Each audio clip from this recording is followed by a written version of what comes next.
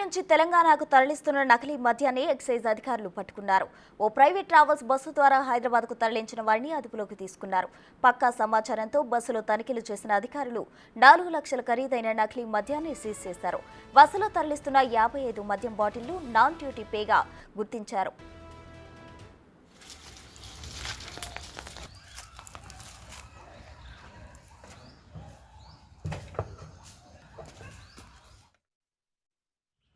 అట్టి దాంట్లో Black Label 23, Shivaji Regal 13, Grey Goose 5, ఇంకా గ్లెన్ మీటు రకరకాల బ్రాండ్లే 55 బాటిళ్ళు.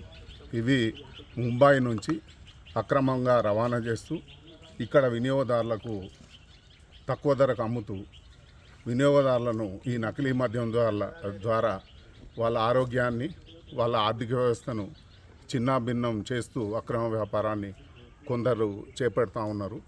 వారిని అరికట్టే దిశగా మేము మా ఉన్నతాధికారుల ఆదేశం మేరకు మా దాడులను ఉధృతంగా చేసి వీళ్ళందరినీ పట్టుకొని ఈ బస్సును సీజ్ చేయడం జరిగింది. ఇందులో 2 అక్యూజులను అరెస్ట్ చేసినాము. ఇంకా ముఖ్యమైన దీనికి సంబంధించిన ఈ కేసులో 2 అక్యూజులు ఉన్నారు. ఇప్పుడు అరెస్ట్ చేసిన వారిలో వాళ్ళ పేర్లు అత్తర్ మహమ్మద్ ఫారూక్ను అరెస్ట్ చేశాము. అతను డ్రైవరు.